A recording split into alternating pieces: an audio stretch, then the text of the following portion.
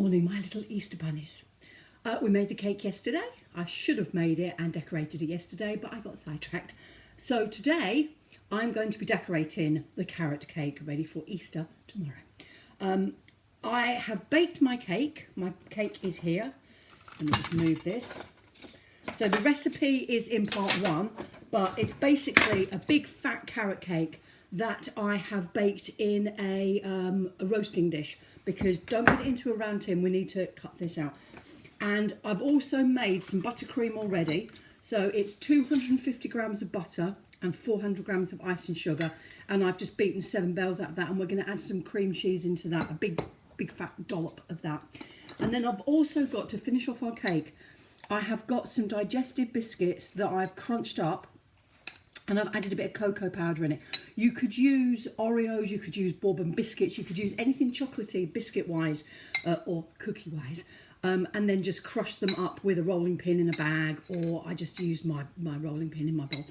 And then you're also going to need a little tiny bit of cocoa. If you haven't got cocoa, it really doesn't matter. Just use a bit of coffee powder, because we just want a little bit of brown on our orange. And then we've got something weird. We've got coriander. You can use parsley, you can use anything else. And then yesterday, or part one, we made some modelling chocolate. And the modelling chocolate is here, and I'll explain. I've actually made two because I needed to explain. So this is one in its state, coming straight out of the fridge, and this is one that I've worked on. And you can't just work straight on that, you're going to have to manipulate it. And the last thing that you're going to need is some ready to roll icing, fondant icing, sugar paste, whatever you call it. This is a big packet. This is a 1 kilo packet, but you only need 250 grams. So you can get a much smaller block of plain white. It's all you need. If you don't want to do this bit, it really doesn't matter, but it just adds another fun element to it. And you're also going to need some cling film or some paper. So the first thing that I'm going to do is I'm going to add in some cream cheese into my icing. So I've got my icing there, and it's just one big dollop. I don't add this until after I've actually made my buttercream, because it will make it go really, really soft if you do it all in one. So the best thing to do is to make your buttercream and then add your cream cheese in. Give it a good mix. I've added a dollop of vanilla essence into this, but you could add some orange zest into it. You could just leave it plain, but I really like it. And I always use salted butter. A lot of people don't, but I think it gives the buttercream a much nicer flavour with salted butter. So once you've got that mixed in, and it doesn't take very long, you can get on with the rest of it. Yesterday I said about, or part one, I'm going to have to say part one. Part one, I said about getting some cutters. If you haven't got cutters, I suggested that you find some different things to use in your store cupboard, in your pots and pans and your glasses and stuff.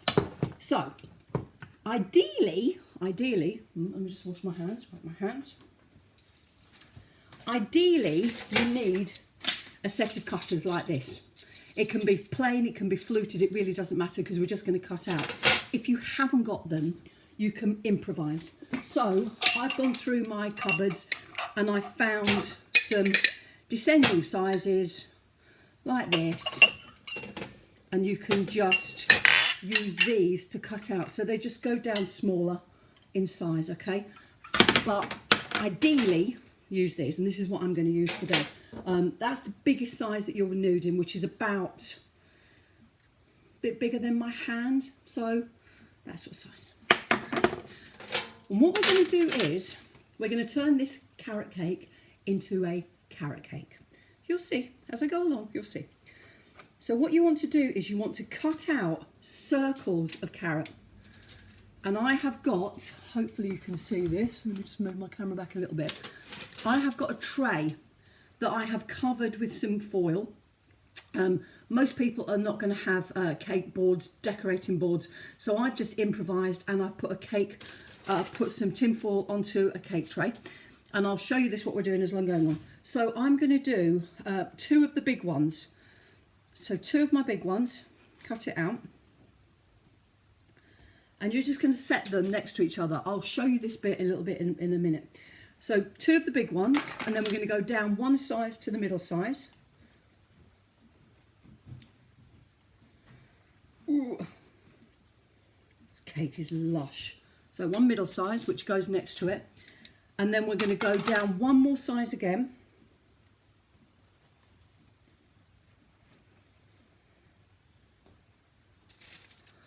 And we're going to go another same size. So we're going to have, in fact, we might even actually do 2 of each one. I think that'd probably be easiest. Yeah. So I'm going to go back to my bigger one. Which was that one? What was that one? So I've done my biggest one. This is the first time I've actually done this. It's been going in my head for days and days and days now. But this is the first time I've actually done it. So you're having to bear with me because I'm improvising as we go along. And then we're going to go down to the next size. So you're going to have 2 of each of them. Or maybe even 1. Okay. We'll have some cake left. I'm sorry you can't see what I'm doing, but I will show you in a second. Oh.